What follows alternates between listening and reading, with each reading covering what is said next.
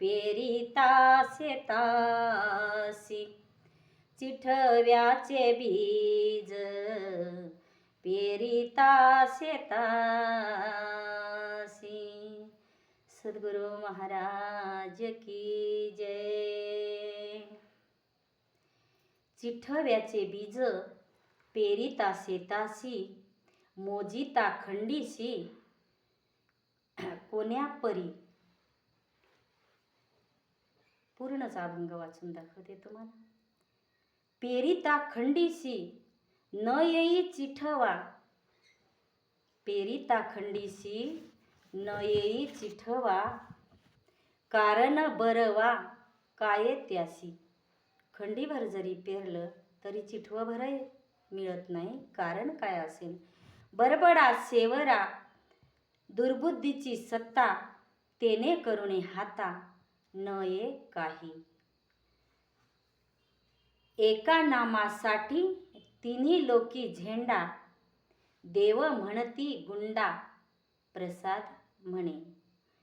आता पहिल्या चरणापासून बघूया, भावार्थ सांगायचा प्रयत्न करते। चिठव्याचे बीज, चिठव, चिठव म्हणजे एकदम लहानातलं लहान माप। आता आपल्याला किलोवर आलो आपण, पहिले माप सुद्धा आपल्या लक्षात राहिली नाहीत।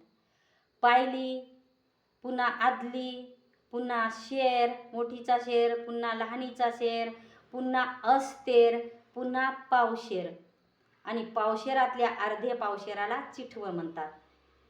म्हणजेच आपल्या चहा प्यायच्या कपा एवढं चिठव असते। पावशेरातला, पावशेर म्हणजे एक ग्लासभर धान्य मावते तेवढं। आणि खंडी म्हणजे, आता खंडीचा हिशोब जर सांगायचा म्हटलं तर माझ्या लहानपणापासून जे ऐकलेलं माप सांगते। वेगवेगळ्या विभागामध्ये वेगवेगळे माप असतात। 10 किलोची पायली, 10 किलोची पायली, 16 पायल्याचा मन आणि 20 मनाची खंडी। आपण म्हणतो की नाही महापूजा सवा खंडीची वगैरे।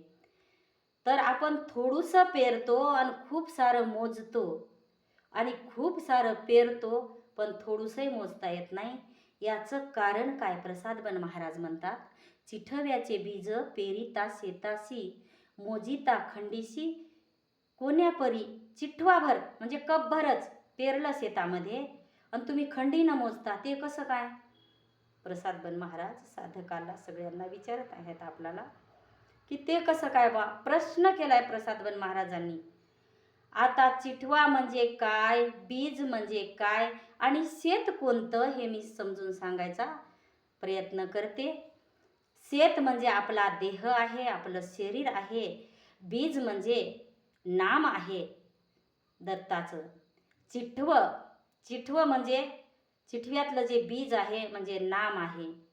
शेताची जर मशागत केली व्यवस्थित, जे पडीक जमीन असते, जे गायरान असते, ज्याच्यामध्ये गायी चरतात, त्याची जर व्यवस्थित आपण मशागत केली आणि त्याची काळी कचरा वेचला आणि मशागत करून भुसभुशीत जमीन केली आणि त्याच्यामध्ये बीज जर व्यवस्थित पेरलं, आणि बीज पेरूनही जमणार नाही, बीज पेरून त्याची सोय तशीच करावं लागेल तरच ते खंडीनं मोजता येईल आपल्याला। नाही तर खंडीभर पेरूनही चिठवाभरही मोजता येत नाही। याचं कारण काय? म्हणून प्रसादबन महाराज म्हणतात, मोजिता खंडीसी कोण्या परी। म्हणजे याचा भावार्थ असा आहे अभंगाच्या पहिल्या चरणाचा की तुम्ही चिठवभरच पेरता पण खंडी न मोजता कसं काय बा। पेरणं म्हणजे काय? नाम। शेत म्हणजे आपला देह, आपली काया, आणि त्या शेतामध्ये बीज, नामरूपी बीज पेरायचं आहे। आणि नामरूपी बीज जरी पेरलं, त्या बीजाची सोय जरी नाही झाली तर तुम्हाला उत्पन्न मिळणार नाही, तुम्हाला वाढवा होणार नाही। म्हणून त्याची व्यवस्थित सोय करायची आहे। आता ते बीज नामरूपी बीज आहे, तर त्याची व्यवस्थित सोय कशी करायची आहे? त्याला व्यवस्थित श्रद्धारूपी पाणी घालायचं आहे, विश्वासरूपी आळं करायचं आहे, भावरूपी त्याला फवारणी करायची आहे, सत्यरूपी त्याचं तणकट वगैरे काढायचं आहे।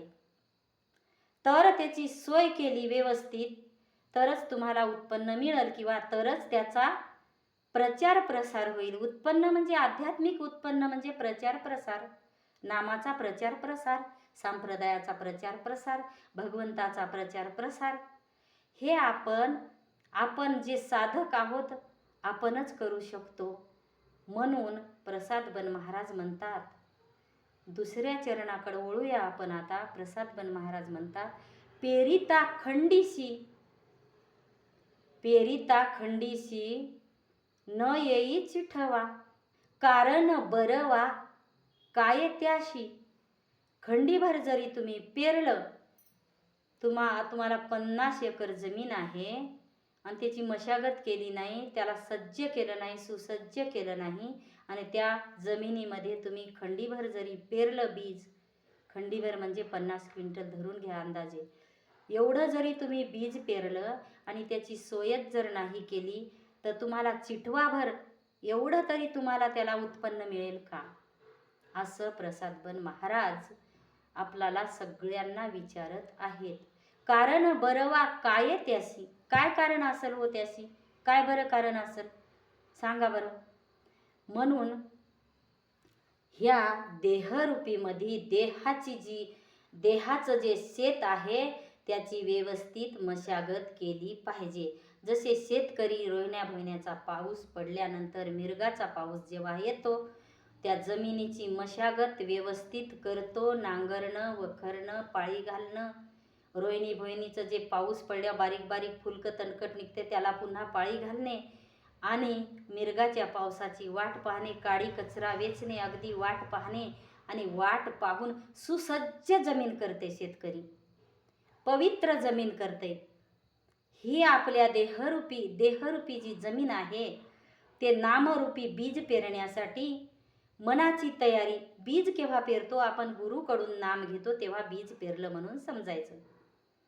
आणि ते बीज पेरल्यानंतर किंवा पेरायच्या अगोदरही जमीन पवित्र पाहिजे, जमीन आशावलेली पाहिजे त्या बीजासाठी, की माझ्यामध्ये बीज रुजलं पाहिजे आणि मी त्याचं उत्पन्न केलं पाहिजे. तशीच आपल्या शरीर नावाची, देह नावाची जी जमीन आहे ते आशावलेली पाहिजे. नाही तर कोणतरी गुरु केलाय आणि आपणही गुरु करायचा. कोणतरी नाम घेतलंय महापूजेवर, अमुकनं घेतलंय तमुकनं घेतलंय, आपलं वय फार झालं 40-50 झालं आणि आपणही घेऊन टाकू.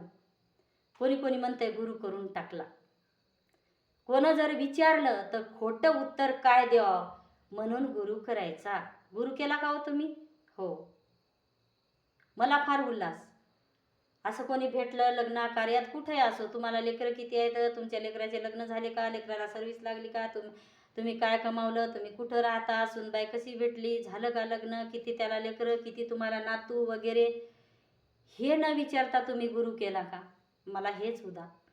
बरं असो, असं कोणी आजकाल विचारत नाही. तरी विचारलं म्हणून उत्तर काय खोटं द्यायचं? चला गुरु करून टाकला. आपल्या मनाला समाधान, जगात सांगायला मोकळं आपण की मी गुरु केला बा, मी गुरु केला, मी सप्ते करतो, मी नामस्मरण करतो, मी पौर्णिमा करतो, यज्ञ करतो, पायवारी करतो, सगळं करतो. मी तर म्हणाले 50 एकर जमीन आहे, खंडीभर त्याच्यामध्ये पेरलं, त्याची मशागत न करता एकदाचं दिलं टाकून, गुरु करून टाकला. म्हणून एकदाचं दिलं टाकून त्याच्यात बीज, पुन्हा त्याच्याकडे डुंकून न पाहिलं तर तुम्हाला ते आहे ते तर सगळं त्याच्यानं जाईल, मिटून जाईल, वाळून जाईल, सुकून जाईल. त्याची सोय नाही केली त्या बीजाची. बीज म्हणजे नाम. आपण म्हणतो ना बीज मंत्र, निज मंत्र, निज नाम, बीज नाम, हे आहे बीज. त्याची जर सोय नाही केली व्यवस्थित तर ते आपल्या हाती लागणार नाही. आपल्याला सांगायला होते आम्ही इतकं पेरलं हो, इतका खर्च केला हो, आम्हाला काहीच झालं नाही. त्या शेजारच्याला बा 2 एकर जमिनीमध्ये एवढं सोयाबीन झालं. का नाही होणार? त्यानं सोयच तशी केली. जमीन थोडीच, बीजही थोडंच, पण उत्पन्न जास्त. आपण लाखोळ्या करू किंवा सप्ते करू, जे पायीवारी करू, पौर्णिमा करू, यज्ञ करू, नामस्मरण करू नाही याच्यातलं नाही, करायलाच पाहिजे. पण ते नेमकं आपल्याच्यानं चांगल्या प्रकारे होत आहे की नाही?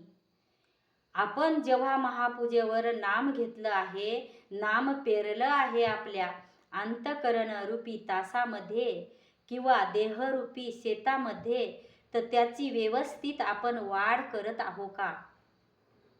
आणि वाढ जरी करत असल, आता समजा विघीन पडलं, खूप विघीन म्हणतो ना, शेता आमच्या तांबोरा आला बा कापसावर, पाठीवर पंप घेतो, उदाहरण शेतकऱ्याला माहीत आहे. मी उदाहरण ना, ते पंप घेऊन जर भर नुसतं फिरवला, आवाज केला तर होईल का? बारकाईनं फवारावं लागल, बारकाईनं त्याच्यावरले जीवजंतू मारावं लागतील, तेव्हाच ते आपल्याला सफलता मिळेल त्याच्यामध्ये.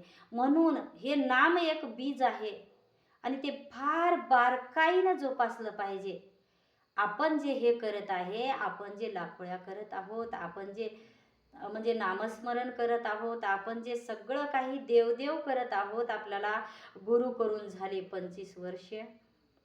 आपण आपल्या जीवनातला पन्ना पलटून कधी पाहिला का, की खरंच माझी भक्ती सक्सेस म्हणजे सफल होत असेल की नसेल गड्या? खरंच भक्ती करता करता आचरण रूपी निंदन केलं का? त्या बीजाला आचरण रूपी निंदन व्यवस्थित केलं का? श्रद्धा रूपी व्यवस्थित खत घातला का? विश्वास रूपी त्याला कोळपणं डवरणं केलंय का? म्हणून प्रसादबन महाराज म्हणतात, पेरिता खंडीशी न येई चिठवा. तुम्हाला चिठवा आपण म्हणतो ना कधी कधी, अमुक उडीद पेरला बा, मूग पेरला, काय नाही, बियाला बियाही झालं नाही, ओ कापायचं कामच नाही, वानेरा आले खाऊन टाकले, वानेराला तुम्ही जतन करायला गेलेच नाही, ढोरं वासरं शेजारचे आले खाऊन टाकलं, कारण तुमचं लक्षच नाही. तुम्ही पेरून मोकळे झालात.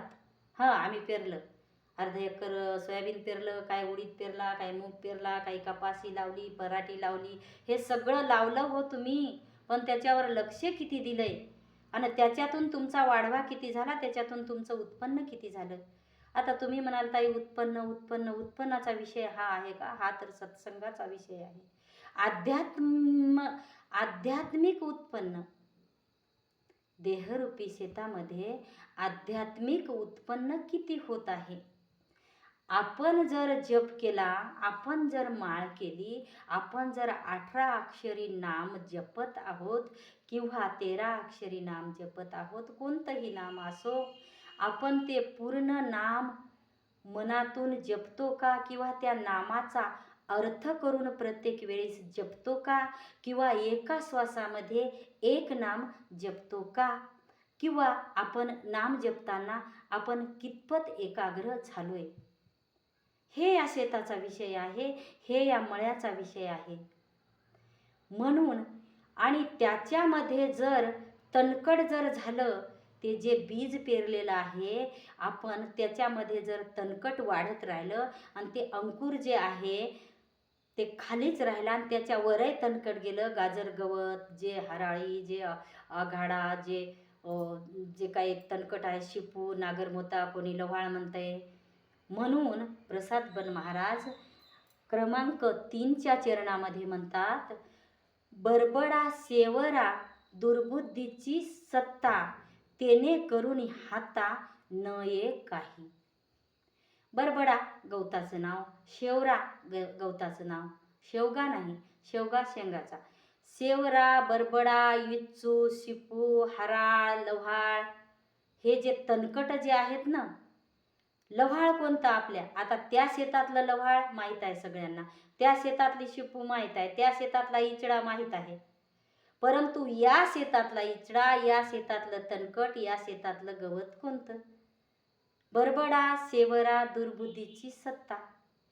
त्या जे रान आहे 50 एकर शेत जे आहे, त्याच्यामध्ये तुम्ही खंडीभर गहू पेरले आणि त्याच्यामध्ये बरबड्यानं, शेवऱ्यानं, त्या सगळ्या गवतानं अटॅक केलाय, म्हणजे सत्य म्हणजे त्याच्यावर सत्तेतच आणलं समजा. ते शेत 50 एकर शेतावर अटॅक केला त्या तणकटानं, ताब्यात घेतलंय तणकटानं ते शेत, आणि त्याच्यातलं बीज कुठं आहे काही माहीत नाही, फक्त हे दुर्बुद्धीची सत्ता, हे सगळं तणकट. मग आपल्या देहरूपी शेतामध्ये तणकट कोणतं आहे? खोटे बोलणे, गर्व करणे, चाड्या चुगल्या करणे, याची टोपी त्याला घालणे, त्याची टोपी त्याला घालणे, आपण एवढं कमावलं म्हणणे, किंवा कमावलं असेल तरी त्याचा गर्व, अभिमान आहे की नाही, मिथ्ये, लोकाचं बरं न दिसणे, हे जे आहे तणकट आपल्या देहरूपी शेतामध्ये जे तणकट वाढवू द्यायचं नाही. ज्या बीज जे आहे त्याला जपून ठेवायचं. आपण कसं बीज पेरलं बा तणकट होईल. शेतकरी एखादा कसा कष्टाळू शेतकरी असतो आणि त्याला पुरस्कारसुद्धा मिळतात. ते कष्टाळू शेतकरी जो असतो, घरी जरी जेवायला आलं तरी त्याचं मन मात्र त्या शेतात राहते. वानरे येतील का, शेजाऱ्याचे ढोरं येतील का, ते माझं झाड एवढं रोज खालून वरून त्या झाडाला पाहत असतो, पराठीच्या कापसाच्या.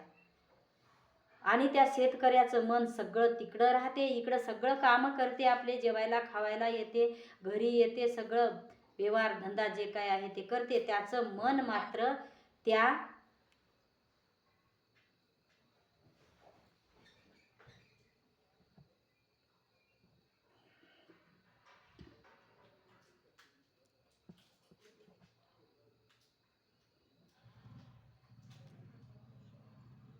आवाज गेला. आवाज येत नाही. ते कॉल आला होता. थांबा एक मिनिट, काम कॉल आला होता वाटते कोणाचा.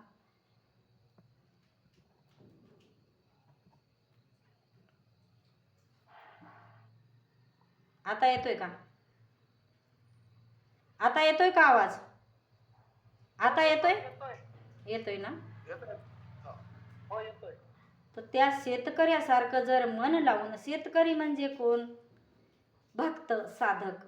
आध्यात्मिक शेतकरी म्हणजे भक्त किंवा साधक म्हणजेच आपण. ते शेतकरी जसं जसं मन लावून शेती करेल, आपण म्हणतो ना का बा अमुक अमुक लोक आमचा कापूस पाहायला आले होते, तसे काही असे म्हणजे मेहनत केल्याशिवाय आणि मन लावून शेती केल्याशिवाय त्याचा कापूस पाहायला कोणी येत नाही. त्याचप्रमाणे हे बीज जे आहे, आता मला दृष्टांत आठवला म्हणून सांगते. एक आश्रमावर साधू होते, संत होते, गुरु सद्गुरू म्हणा, आणि त्यांचे 3 शिष्य होते. मी नेहमी सांगते, ऐकला असेल तरी ऐका हा दृष्टांत. आणि ते संत जे गुरु होते ते त्या 3 शिष्यांना म्हटलं त्यांनी की मी चाललो बा आता तीर्थयात्रेला, मी 12 वर्ष येणार नाही किंवा 24 वर्ष येणार नाही, आणि तुम्हाला एक तुम्ही कोण सत्शिष्य आहात किंवा कोण चतुर शिष्य आहात, तुम्हाला मी चिठवा किंवा पावशेर म्हणा, एक गठोडं पावशेर गव्हाचं त्या गुरुदेवांनी त्या 3ही शिष्याला 3 गाठोडे वेगवेगळे त्यांच्या स्वाधीन केले. आता गुरुदेवांचं सत्संगामधून ते नेहमीच ऐकत गेले. अन्नदान कराव किंवा मग वाढवा कराव किंवा मग पूजा कराव, असं जे जे आहे ते. मग एका शिष्यानं ते गठोडं घेतलं, दुसऱ्यानं घेतलं, तिसऱ्यानं घेतलं. गुरुदेव गेले तीर्थयात्रेला, निरोप घेतला. 12 वर्षे झाले, गुरुदेवाचा काही पत्ताच नाही. तुम्ही काय करायचं ते तुमच्या हिशोबाने या गव्हाचं करा म्हणे. मग एका शिष्यानं काय केलं, ते गठोडं देवापाशी ठेवलं आणि रोज त्याची पूजा करायचा. त्या गठोड्याची गव्हाच्या फुलं आणणे, अगरबत्ती, पूजा आरती जे काय आहे ते 12 वर्षे त्याचं सुरूच राहिलं. आणि दुसऱ्या शिष्यानं काय केलं, जाऊ द्या बा, गुरुदेव म्हणतात की वाटून टाकावं, जवळ ठेवू नये. दुसऱ्या शिष्यानं वाटून टाकलं. आणि तिसऱ्या शिष्यानं काय युक्ती केली, चतुर होता तो, आणि मनाभावातून भक्ती करायचा आणि गुरुदेवाचा सत्संग मनाभावातून ऐकायचा, चित्त देऊन ऐकायचा. त्यानं काय केलं, ते गठोडं होता, आश्रमाची जमीन होती 9-10 एकर. गुरुदेवानं दिलं तेवढंच, एकच पावभर गहू समजा. त्यानं त्या जमिनीमध्ये पातळ व्यवस्थित पेरले, व्यवस्थित त्याची मशागत केली, सोय केली, निंदन केलं, सगळं केलं. आणि त्याच गव्हाचं बी ग्लासभराचे झाले समजा पोतभर, तेच पोतं ठेवलं. पुढच्या वर्षी तेच पोतं त्या आश्रमाच्या जमिनीत पेरलं, त्याचा वाढवा केला, त्याचं उत्पन्न घेतलं. मनोभावे करू लागला तो शिष्य. आणि पुन्हा मग तेच पोतभर अजून त्याचे 10 पोते झाले, अजून त्याचं खंडीनं झालं, अजून ते विकत राहिला आणि त्याचंच बी ठेवायचा. ते गहू विकायचा, आश्रमाचे कामं केले, स्लॅब टाकला, बांधकाम केलं, आणि पुन्हा अशा तऱ्हेनं त्याचं समजा सुरू. आणि गुरुदेव आले. 24 वर्षानंतर गुरुदेव आश्रमामध्ये आले. मग गुरुदेवांनी विचारलं की का रे शिष्य हो, तुम्हाला मी दिलं होतं ना ते गाठोडे तुमचे कुठात, काय केलं तुमचं, दाखवा बघू. तर मग ते एक शिष्य म्हणला, गुरुदेव तुम्हीच म्हणले ना जवळ ठेवून आहे वाटलेलं बरं, म्हणून मी ते गहू असे वाटून टाकले किंवा त्याचं काही नैवेद्य वगैरे करून मी लावून दिला गाईला. तू काय केलं रे गुरुदेव, तुम्ही म्हणले ना पूजा करावं मनोभावे कोणत्या वस्तूची, फोटोची वगैरे. अन्न हे पूर्ण ब्रह्म असते, म्हणून मी ते अन्न म्हणून पूर्ण ब्रह्म म्हणून त्याची पूजा केली. आणि डब्यामध्ये, छोट्या डब्यामध्ये देवापाशी अजूनही आहे. आणि त्याचं बिना चक्कीचं पीठ झालंय. माझी युक्ती बघा गुरुदेवा. गुरुदेव म्हणले तू तर लईच हुशार आहे. आणि अशा प्रकारे तिघांच्या युक्त्या पाहिल्या आणि एकानं खूप वाढवा केला. तसंच आपल्याला गुरुदेव सद्गुरू आपले गठोड देतात. गठोड म्हणतो ना, तुझं काय गठोड आहे का, तिथं तुझं काय धन आहे का, नामरूपी गठोड देतात. ते नामरूपी गठोड्याचा आपण किती वाढवा करायचा आहे, कसं जपायचं आहे आणि त्याला कशा प्रकारचं निंदन करायचं आहे. बरबडा सेवरा दुर्बुद्धीची सत्ता, तेने करून हाता न ये काही. बरबड्याची हे सगळी जर झाली, दुर्बुद्धीची जर सत्ता झाली, आपण नाम जरी घेतला, आपण भक्ती मार्गात जरी लागलो, अध्यात्मात जरी लागलो, आपण म्हणतो 20 वर्षापासून आहोत, 10 वर्षापासून आहोत, 15 वर्षापासून आहोत, इतक्या वर्षापासून आपण शेती करत आहोत. आपण म्हणतो ना अमुकला 40 एकर जमीन आहे हो, पण त्याला कशी बरकतच नाही, कधीही रडतेच तो. एवढी जमीन असून रडायचं का. तसंच आपल्यापाशी नामरूपी धन आहे. एवढा असूनही आपण जर, आपल्याला जर बरकत नसली, आपला जर वाढवा झाला नसेल, आपलं जर मन लागत नसेल, तर आपला काही फायदा नाही, असं प्रसादबन महाराज अभंगाद्वारे सांगतात. आणि क्रमांक 4चा जे शेवटचं आहे ते फार कठीण आहे सोडवण्यासाठी. एका नामासाठी तिन्ही लोकी झेंडा, देव म्हणती गुंडा प्रसाद म्हणे. आपल्याला 10 नाम घ्यायची गरज नाही. एकाच नाम घेतलं तरी तिन्ही लोकांमध्ये झेंडा लागल. एका नामासाठी दत्त दत्त जरी मनाभावातून जरी म्हटलं, एकाच देवाचं नाम जरी घेतलं तरी त्या तिन्ही लोकी त्याचा झेंडा लागतो आणि सगळे देव त्याला गुंडा म्हणतात. आता तुम्ही म्हणाल भक्त म्हणायचं, साधू म्हणायचं, चांगला भक्त म्हणायचं, तर हे गुंडा काय आलं. गुंडा आपण म्हणतो ना, चोरापेक्षा गुंडा बरा, चोरापेक्षा आपलं डाकू बरा. चोराचं कसं राहतंय, चोरटी भक्ती समजा आपली. चोराचं कसं राहतंय, चोरी तर करायची पण करू की नको की, चांदणं पडलंय का, मला कोणी बघल का, चोरी साधल का, त्याच्या मनामध्ये विकल्प असतात चोराच्या. आता चोर आणि गुंडा किंवा चोर आणि आपलं डाकू याच्यामधला फरक सांगत आहे. भक्ती करायची तर गुंड्यासारखी करायची, चोरासारखी करायची नाही. कारण चोराच्या मनात त्याचं मन धड मनही मजबूत नसतंय, धड आत्मविश्वास नसतंय स्वतःच्या. चोरी करण्याचा जे धन आहे ते स्वतःला मिळवून घ्यायचा आत्मविश्वास नसते. इधर का न उधर का म्हणतो ना, धोब्याचं कुत्र घरचं न दारचं. चोरी भेटली तर भेटली, नाही तर उड्या टाकून, कुपाट्याहून, ताटीहून, गेटहून, माडीहून, पायपाला चढून बेजार होऊन त्याच्या हाती काहीच लागत नाही. असं असतंय चोराचं. गुंड्याचं डाकूचं कसं असतंय, जाहीरपणे त्याला एकच असते की मला ते धन मिळवायचं आहे. मला त्याच्या मनात विकल्प काहीच नसतात. त्याचा एकच संकल्प असतो की मला ते धन मिळवायचं आहे. त्याला कोणाची पर्वा नसते. जाहीरपणे डाका टाकतो तो. कोण, डाकू म्हणजेच गुंडा म्हणूया आपण. जाहीरपणे डाका टाकतो आणि जे धन आहे ते प्राप्त करून घेतल्याशिवाय राहत नाही, अशी त्याच्यामध्ये जिद्द राहते. मग आपण म्हणतो ना अमुक अमुक डाकू, अमुक अमुक काळामध्ये, आमच्या आज्याच्या काळामध्ये अमुक अमुक डाकू अमुक अमुक जंगलामध्ये राहायचा. त्याचा झेंडाच राहते. तालुक्यामध्ये, जिल्ह्यामध्ये, महाराष्ट्रामध्ये पूर्ण झेंडा राहते त्याचा. तसाच भक्ती मार्गामध्ये सुद्धा झेंडा राहायला पाहिजे. एका नामासाठी तिन्ही लोकी झेंडा. स्वर्ग, मृत्यू, पाताळ. पाताळ एकच नाही, सप्त पाताळ आहेत. मृत्यूलोक म्हणजेच हे आपण आहोत ते.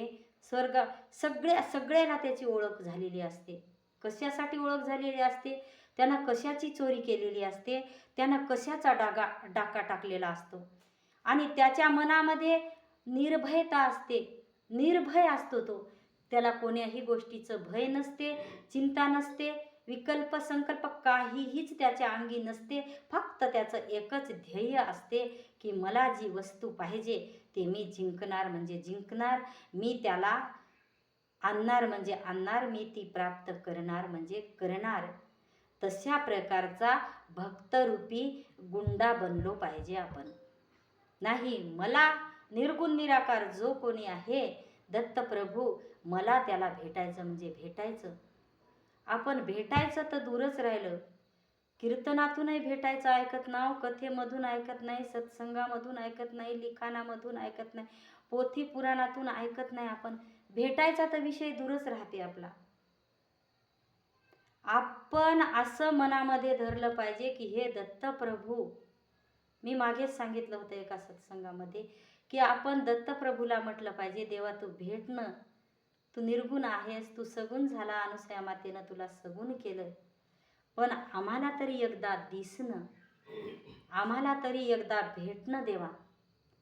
असा जर आपण मनात जर धरलं तर देव प्रत्यक्ष भेट देऊन कधी जाईल पत्ता लागणार नाही, आणि स्वप्नातही येऊन भेट देईल त्याचाही आपल्याला पत्ता लागणार नाही. म्हणून देवाकडं मागणी करायची, मला मोक्ष प्राप्त होऊ दे. 4 पुरुषार्थ आहेत, धर्म, अर्थ, काम आणि मोक्ष. 3 पुरुषार्थ तर चांगल्या रीतीने कोणीही पार पाडतात, परंतु 4था जो पुरुषार्थ आहे मोक्ष नावाचा, त्याच्या मागे कोणी लागतच नाही.